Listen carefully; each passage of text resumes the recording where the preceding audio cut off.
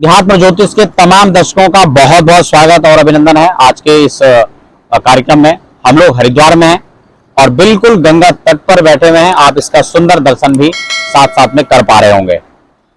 आज मैं यहाँ पर एक बहुत ही रोचक प्रसंग को लेकर के आपके समक्ष उपस्थित हूँ। कई बार ये भी प्रश्न होता है, क्योंकि मैं अपने तमाम जो वीडियोस के अंदर कुछ कमेंट्स होते हैं उसको भी देखता हूँ या हमारी टीम के द्वारा वो रीड होते हैं, तो वो प्रश्न हमारे तक कहीं ना कहीं पहुंचते हैं। और उसमें एक प्रश्न यह भी निकल करके आया कि अगर धनाभाव हो यानी अर्थ का अभाव हो तो ऐसी स्थिति में श्राद्ध कैसे संपन्न किया जा सकता है।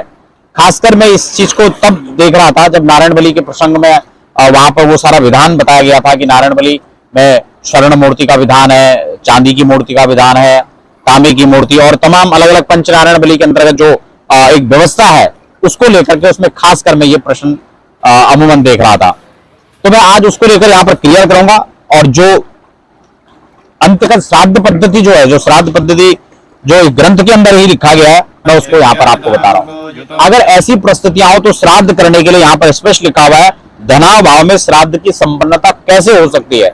यानी धन का अभाव है, क्योंकि वहां पर मैं कमेंट्स पढ़ रहा था कि गरीब व्यक्ति तो कर नहीं पाएगा, ये तो धनवान व्यक्तियों के लिए श्राद्ध है, लेकिन ऐसा बिल्कुल भी नहीं है। हर व्यक्ति श्राद्ध है क्या पहले उसको समझ ले। पितरों के प्रति आपकी जो श्रद्धा है वही श्राद्ध है, कोई श्राद्ध अलग सा नहीं है। और वो आपकी श्रद्धा किस रूप में, अगर आपकी श्रद्धा है तो आप व्यस्तों को भी जुटा सकते हैं।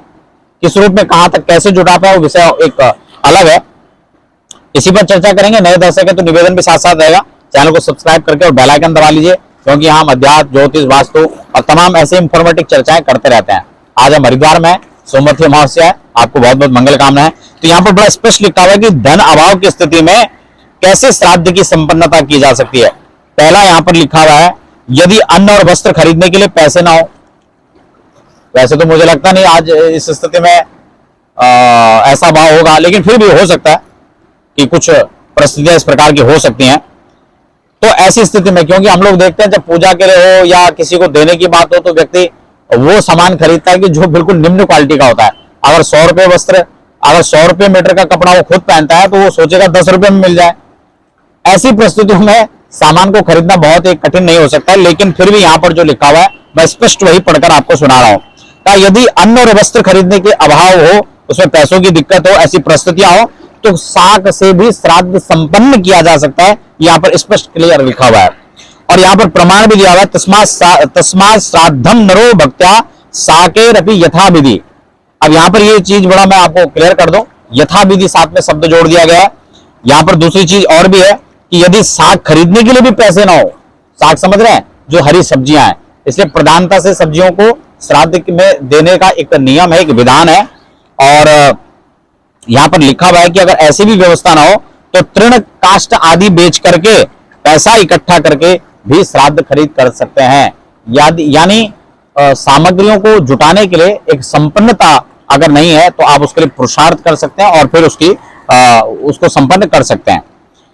ये दूसरा हो गया। तीसरी बात यहां पर लिखी हुई कि देश विदेश में काला विशेष में अगर किसी कारण से वो भी प्राप्त नहीं होता है तो ऐसी परिस्थिति में क्या करना चाहिए।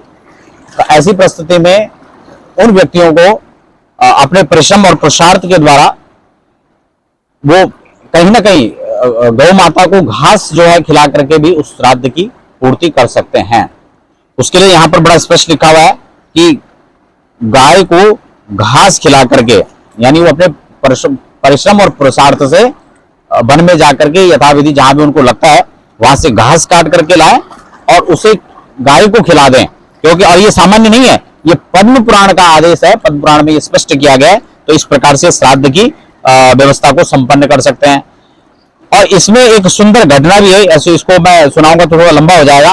तो एक उदाहरण भी यहाँ पर दिया गया है, और एतत् पुण्य प्रसादेन गतो असो सुंदर मंदिरम। और अगर इस प्रकार से व्यक्ति श्राद्ध को संपन्न करता है तो ऐसी स्थिति में उस श्राद्ध का संपूर्ण फल मिलता है। न मे अस्ति वित्तम न धनम नाच श्राद्धो योग्यम स्वपित्रं नतोस्मि तत्यंतु भक्ता पितरो मयि तो कृतो भुजो वर्तमनि मारुतस्य। विष्णु पुराण का ये वाक्य यहाँ पर लिखा है। बहुत ही एक अच्छा उदाहरण मैंने यहाँ पर आपको बताया कि अगर धनाभाव है तो आप इस रूप में भी श्राद्ध को संपन्न कर सकते हैं। और मुझे नहीं लगता कि इतना आज के समय में धन का अभाव हो सकता है। कि हम किसी ब्राह्मण को भोजन न करा सकें और यथा विधि कुछ न दे सकें। तो ये उन लोगों के लिए जो बिल्कुल विपन्नता में है और लेकिन फिर भी श्राद्ध करना सबके लिए अनिवार्य होता है, इसलिए आप इस विधि से कर सकते हैं।